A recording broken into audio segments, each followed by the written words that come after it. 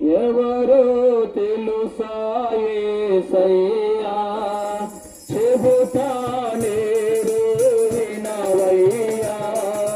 పెడచెవి పెట్టక త్వరపడి వచ్చి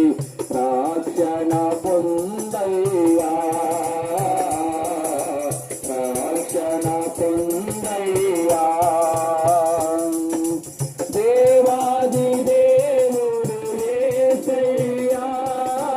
మానవ జన్మతో వచ్చాడయ్యా దేవాది దేవుడు యేసయ్యా మానవ జన్మతో వచ్చాడయ్యా